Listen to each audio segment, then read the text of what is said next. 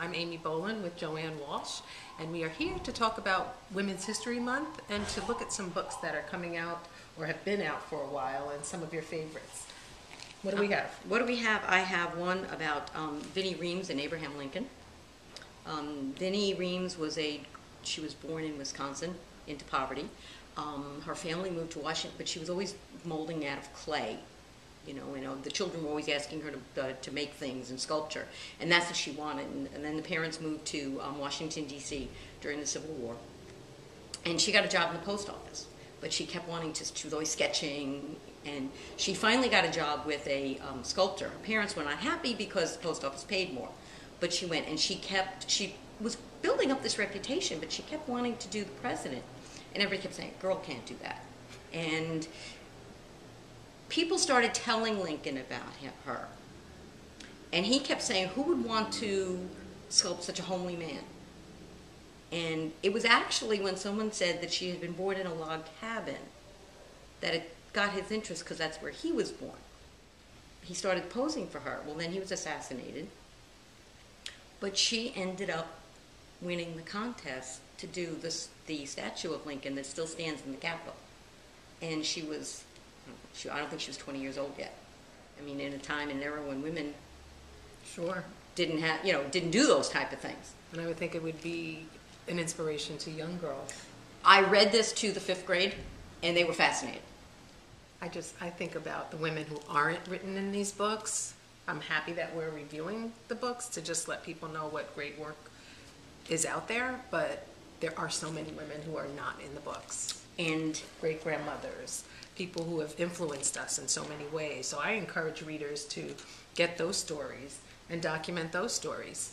Yeah, look for the heroines in your own family, Great. in your own life. But that brings me to this book, The Evolution of Calpurnia Tate, which I had to admit, when it came out a couple years ago and I saw the cover, didn't really grab me, but I picked it up. I love historical fiction, and I fell in love with this book because, again, it talks about a 12-year-old girl in Texas in 1899.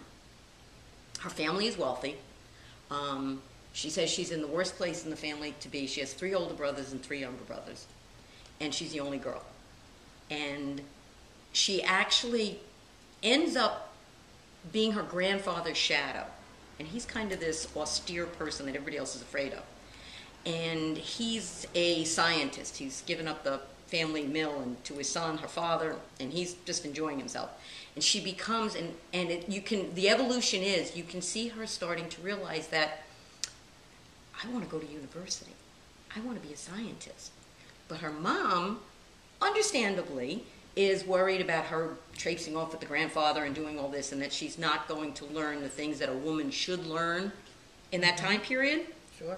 So she's trying to get her to sew and to learn to cook. And Calpurnia never had any interest in that, not just because of the grandfather, but it just shows you the opportunities we have now. And that's because of women like this that we probably do. And it ends on a very hopeful note, because I was like, oh, am I going to cry at the end of this book? But it ends on a very hopeful note. So I honestly do believe that she ended up going to university. But and again, this is kind of like it brings every woman's story into play. Whether you were, she was from a wealthier family, but whether you weren't, the opportunities we didn't have then. The last book I have, and we all know about Annie Oakley. But this book, and it's a beautiful picture book, but this book gave me another insight. We all know Annie, get your gun. We all know about Annie Oakley.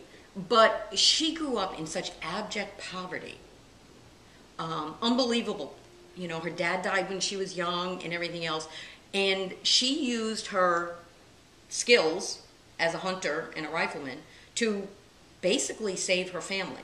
Even as she was 15 when she started selling game to different butchers and everything else. But again, it's a case of where I think she's a great example of a woman who made it in a man's world when women didn't. She was probably the first sports superstar in this country and possibly the world, and she was a woman. But it's also, she never lost her optimism. She always said, you aim high, you shoot for the moon, you might not make it the first time, or the second or the third, but you keep practicing and you can do whatever you want to do. And I think that's part of her story we don't know about. You know, we know about the Annie Getchaghan and the, you know, the musical, or Annie Oakley and the Sure Shot and everything else, but you don't realize about what she came from. It was not easy for her, and yet she overcame all of that and kept on encouraging other women and children to do it. And so that's what I found fascinating. And the girls find this fascinating also, especially when I read the epilogue and it says about how women were considered the property of their fathers or husbands. Oh, that started a discussion. That started a discussion with the fourth grade yesterday. But I think these three just kind of encapsulate. And it's the women. It's the women who took the chance to come from Europe with their husbands and their families to settle this country, or gave up everything and walked along the Conestoga wagons out west. The men alone would not have been able to do that. Right. I think about the slaves being brought over on the slave ships. And the women who had to be separated from their children. Exactly. And the slave women who had to raise their children if their husband was being sold off. And so it's always been the women. And raising the slave master's children. Exactly, raising the slave master's children. So it's always been the women that have been the backbone of any civilization. Right. They might, like Asian culture, I keep thinking that the woman who was here the other day, Matali Perkins, spoke about, you know, the role of her mom in the family and how the elders are so revered. Well, thank you so much. As always, I'm Amy Boland for Boland's Blog. Have a wonderful day. It's gorgeous out. Enjoy wherever you are, the weather. Thank you. You're welcome.